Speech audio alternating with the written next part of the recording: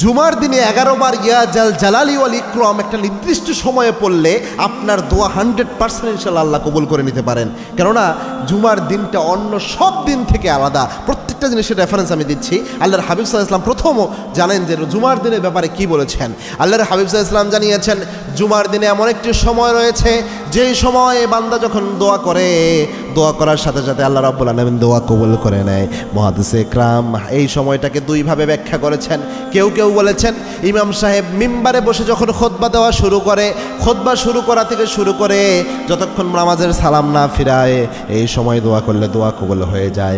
আবার আরেক কিছু মুহাদ্দিসে ইকরাম বলেছেন যখন ইমাম সাহেব এই নামাজ শেষ করে আসরের ওয়াক্ত হয়, আসরের নামাজ যখন শেষ হয়ে যায়, আসরের শেষ ওয়াক্ত অর্থাৎ মাগরিবের এক মুহূর্তে ওই সময়ে যখন বান্দা দোয়া করে বান্দার দোয়া আল্লাহ কবুল করে নেয়। সুবহানাল্লাহ। এজন্য এই দুইটা সময়ের যে কোনো একটা সময়, বিশেষ করে যখন ইমাম সাহেব মিম্বারে বসে খুতবা দেওয়া শুরু করে ওই সময়টাকে টার্গেট করার চেষ্টা করবেন। ওই সময় টার্গেট করে 11 বার ইয়া জাল জালালি ওয়াল ইকরাম পড়বেন। ইয়া জাল জালালি ওয়াল ইকরাম এটা খুব গুরুত্বপূর্ণ একটা বিষয়। আল্লাহর হাবিব সাল্লাল্লাহু আলাইহি ওয়াসাল্লাম একদিন মসজিদে বসা ছিলেন, এক সাহাবী এসে তার পাশে রাসূল সাল্লাল্লাহু আলাইহি ওয়াসাল্লামের পাশে দোয়া করছিলেন। আল্লাহর হাবিব সাল্লাল্লাহু আলাইহি ওয়াসাল্লাম আনাস রাদিয়াল্লাহু আনহু বললেন, আনাস এই সাহাবী যে দোয়া করছে এই সাহাবীর একটা দোয়া আল্লাহ রাব্বুল আলামিন খালি হাতে ফেরত দেবে না।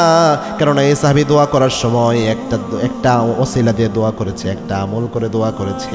এই সাহাবী যখন দোয়া পড়েছে একটা বাক্য পড়েছে ইয়া হাইয়ুন ইয়া কাইয়ুম ইয়া জাল জালালি ওয়াল ইকরাম, এটাকে ইসমে আজম হিসেবে আল্লাহ উল্লেখ করেছেন। ইসমে আজম আল্লাযী ইযা দুআয়া বিহি আজাবা, ইসমে আজম দিয়ে যদি কেউ আল্লাহর কাছে দোয়া করে ওই দোয়া আল্লাহ কবুল করে নেয়। সুবহানাল্লাহ। আল্লাহর হাবিব বললেন এই যে ইয়া হাইয়ুন ইয়া কাইয়ুম ইয়া জাল জালালি ওয়াল ইকরাম এটা দিয়ে দোয়া করলে আল্লাহ দোয়া কবুল করে নেয়। এজন্য ইয়া জাল জালালি ওয়াল ইকরাম এটা অবশ্যই সময় পড়ার চেষ্টা করবেন। এইভাবে পড়বেন ইয়া হাইয়ুন ইয়া কাইয়ুম ইয়া জাল জালালি ওয়াল ইকরাম 11 বার। এই জন্য বললাম আলেমরা এটা বেজোর সংখ্যা পড়ার জন্য প্রেসক্রাইব করে থাকেন, যার কারণে বললাম 11 বার পড়ার চেষ্টা করবেন মিনিমাম, অথবা 7 বারও পড়তে পারেন, 5 বারও পড়তে পারেন, 3 বারও পড়তে পারেন আপনার সময় সুযোগ অনুযায়ী। তবে বেজোর সংখ্যা পড়বেন, যেহেতু আল্লাহ নিজে বেজোর, ইন্নাল্লাহু বিত্রুন ইউহিব্বুল বিত্রা, আল্লাহ নিজে বেজোরকে আল্লাহ ভালোবাসেন। এই জন্য এইভাবে পড়ার চেষ্টা করবেন। ইনশাআল্লাহ আল্লাহ রাব্বুল আলামিন দোয়া কবুল করে নেবেন।